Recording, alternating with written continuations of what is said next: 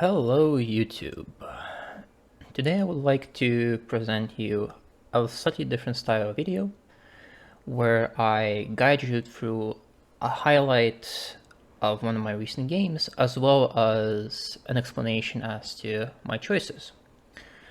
So this game I chose Quick Supply Specialist with double storm colors and arc lights.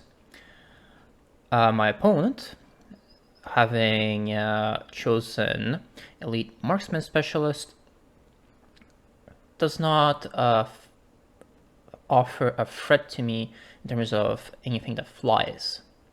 So in the end, I choose to just take the situation as is and essentially create what I like to call a funnel formation.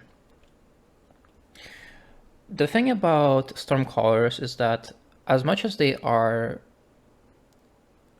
dubious in the long term because of anti-missile turrets, they are surprisingly powerful in the early game and mid game.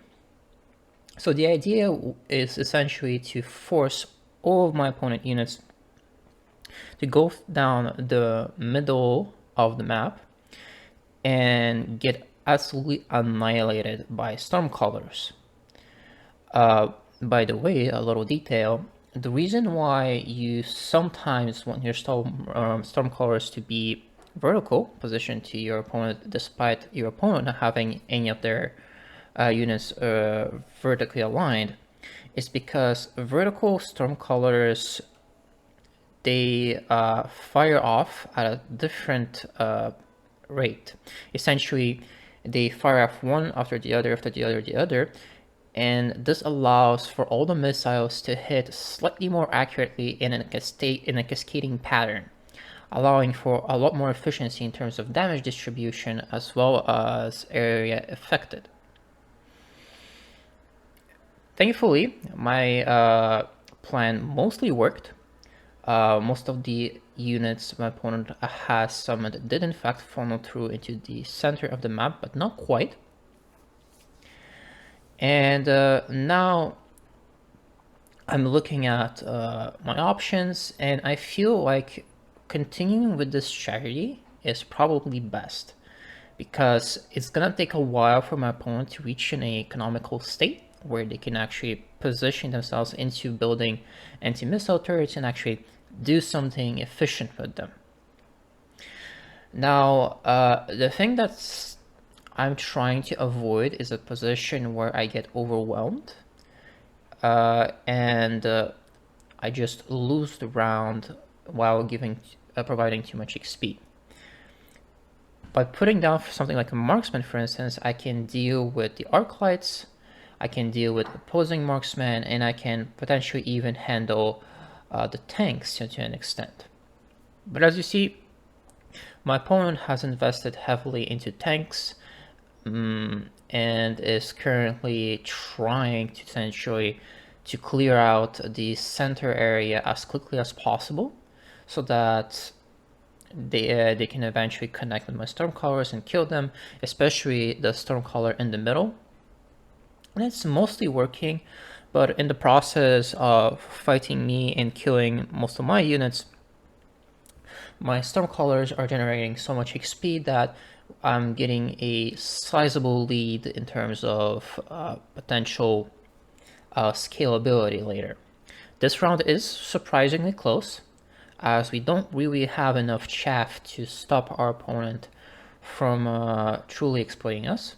Thankfully, the arc lights are helping out with the correlers on the right and left side. We pick up subsidized arc lights here, which is just a nice little thing to have. We're not gonna go carry arc lights or anything like that here, but it's definitely nice to get a little bit of an economical advantage over the opponent by occasionally just putting down some arc lights and not really paying the full price. Now, again, the main reason I'm putting down marksmen is mostly just as a slight insurance against air units. Not the best insurance, but it is definitely something. And it's also additional single target damage just in case. Some colors are very good at killing large and dangerous units, but they're definitely need to scale up before they get to that point. And also, I noticed that previous round, the marksmen got killed off very quickly because they were a little bit too far forward. Now, again, our opponent went even heavier into the tanks and decided to upgrade them into mechanical rage. Now, the reason for that is very simple. Mechanical rage makes it so that tanks are generally slightly faster than the missiles can connect with them, and thus it provides the ability for tanks to get in there and start dealing damage faster. But with only level 1 tanks without any XP, this doesn't really provide as much value as our opponent hopes. Now, again, notable, our opponent did already establish one anti-missile turret in the back, which is slightly covering their units. But so far, the positioning of that anti-missile turret is there mostly to cover some of the stuff, but not really a particularly efficient spot. They just don't want that turret to get killed. We pick up barrier, probably one of the best items in the game, period. And we decide that Vulcan is probably a good idea here instead of Fortress. But, and hear me out here, we actually want the Vulcan in the middle lane. We don't want it on the sides as the usual formation would maybe be more familiar to most Mechabellum players. And the reason for that is that I don't need this Vulcan to actually deal that much damage. We need this Vulcan just as a meat shield and a way to just have a permanent barrier in that spot for the entire game while the Vulcan is in effect. And it doesn't really need to do much more than that. It's just a lot of stats, and it's very difficult for our opponent to deal with this. We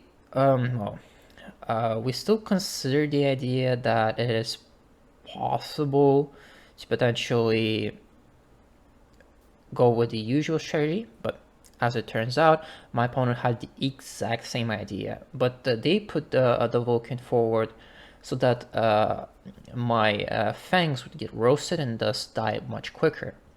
But as it turns out, when I have a shield and they have a shield, my Stormcallers are gonna do a lot more than anything my opponent can hope to achieve. And the combination of the Vulcan just being a fat unit that it can get through very quickly, as well as the shield, essentially gave our Stormcallers plenty enough time to DPS down most of what was in that area.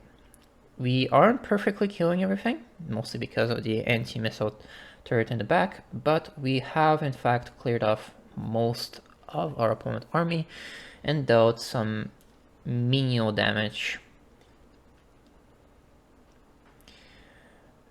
Range specialist is something that we benefit from a lot. Stormcallers love extra range, and you may actually have noticed that our Stormcallers are now not only level 2 but are actually approaching level 3. Level 3 Stormcallers actually start to one-shot level 1 tanks. Not quite, but they almost get there, especially with some extra items. So we do consider the idea of keeping them at level 2 or going to level 3. But because our opponent did invest into Giants, and specifically a Vulcan here, it is actually reasonable to upgrade the Stormcallers as much as possible, just for the sake of consistent single target damage. Our upgrades currently are fine, and we noticed that our opponent changed their game plan. They went for the Melter. They noticed that this Vulcan with the barrier is going to be an absolute pain to get through, and as much as this is a slightly inefficient from the point of view of our fangs distracting the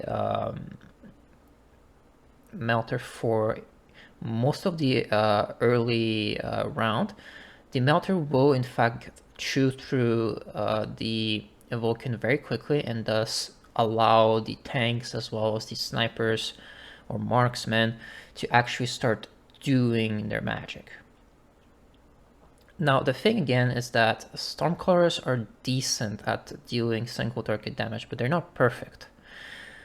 And that's definitely something worthwhile. If you ever are in this position, investing even more into Stormcallers can technically be a mistake, which we'll see very quickly why.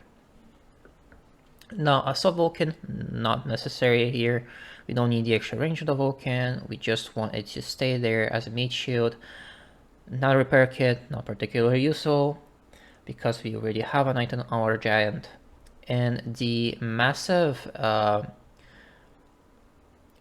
electroshock that we picked up is perfect for slowing down the opponent and potentially giving us enough breathing room to kill everything without losing too many of our own units. We don't put it on the left because obviously the barrier would block the effect. We don't want that. And I'm currently seriously considering the idea of doubling down on the slow and electrical interference by putting the electric upgrade on the Stormcallers. It is one of the best upgrades you can get on Stormcallers at any given point in the game, because area of effect slow in combination with disabling tech is one of the strongest ways to win rounds. Now, unfortunately, that doesn't entirely solve our issue, which is that we have to kill the giants on the left consistently, which is going to be difficult. We also pick up some extra fangs with shields. The shields are not going to be particularly relevant. Our opponent has like a decent amount of clear and ways of getting rid of these fangs, but it's still very good to use as a distraction. One thing that our opponent did do here is that they went underground crawlers. An interesting choice, as that basically distracts our Stormcallers as well as our Arclights for a little bit longer than they would otherwise do. Because if you didn't know, the underground upgrade for crawlers actually gives them a lot of extra survivability, not just speed. It's exceptionally efficient. The melter on the left dies, and we have our Stormcallers now concentrating on the middle melting points, eventually killing it and winning one more round. Now, we are in a dominant position here, and we absolutely need to push our advantage. But here we make a very big mistake. We go into the lightning storm onto the melters. Now, the reason why this is a big mistake is because one, the barrier is going to block most of the damage, but two, we don't benefit from the electrical interference that the lightning storm provides because our Stormcallers already do that job. And we essentially used 400 resources this round to do a little bit of area of effect damage and maybe help a little bit with popping shields, but we didn't upgrade our board a lot. It gave a little bit extra beef to our front line and sides with extra fangs, but nothing that actually matters. And from here, the game actually gets a little bit messier than it needs to.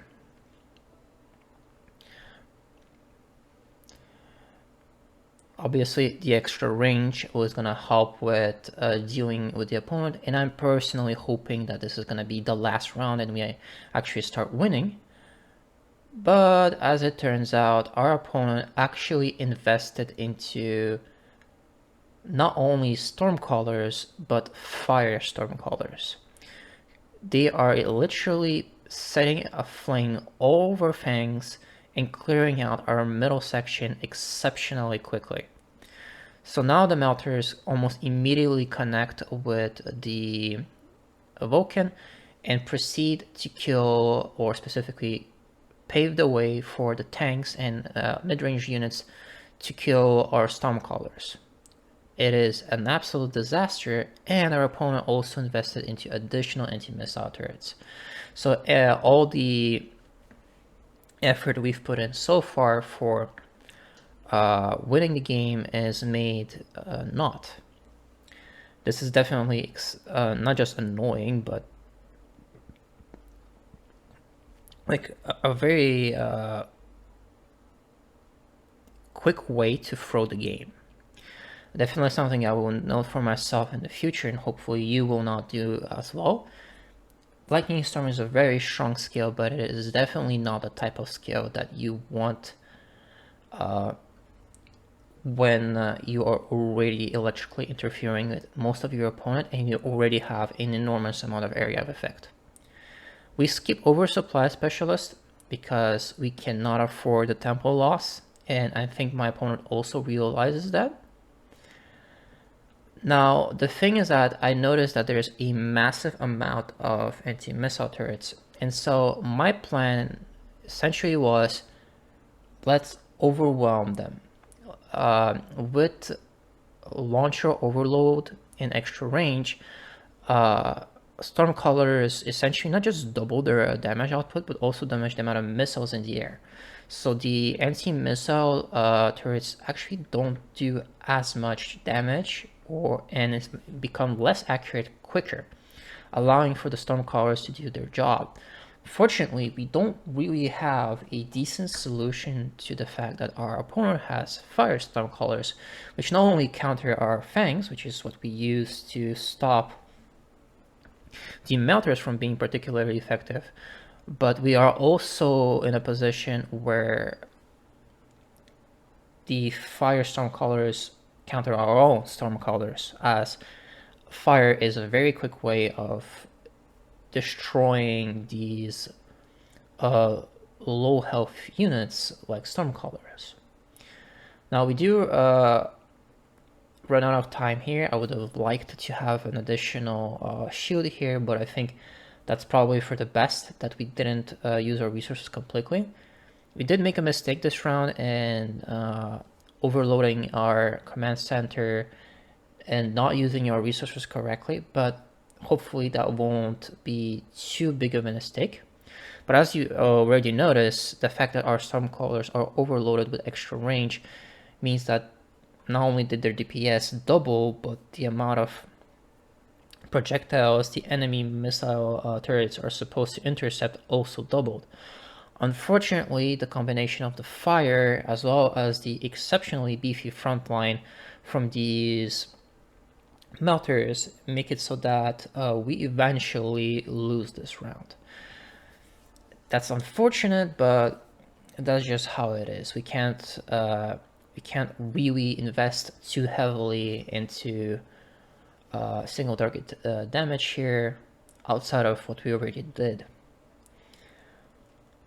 But now we have access to what potentially could help us, the smoke bomb. Unfortunately, the smoke bomb isn't like a particularly good skill here, because it is very likely that our opponent just covers the battlefield with energy shields.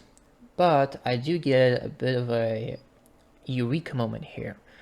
I've noticed that my opponent basically does not have any anti-air outside of these melters and a handful of vestigial marksmen that have been left from the very beginning of the game.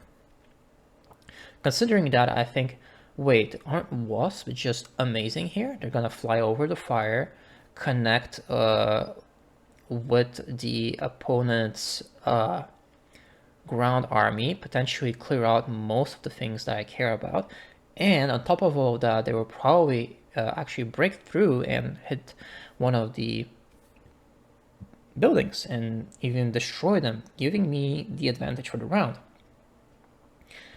Now, this entirely relies on the idea that my opponent doesn't do a similar thing to me, and we actually win the round this way, but if we don't win this round, we actually do probably lose. And now we definitely notice that our opponent tried to flank us with crawlers, taking advantage of the fact that we don't really have anything on the sides protecting us. But my play accidentally intercepted their plans. Now the wasps on the left are eventually going to get overwhelmed and destroyed by the melters, but because they are such a annoying unit, the melters take an enormous amount of extra time actually clearing them. And not only that, the melters themselves don't move and don't absorb most of the damage from the Stormcallers in these early few seconds of the fight, allowing us to clear out all the mid-range units.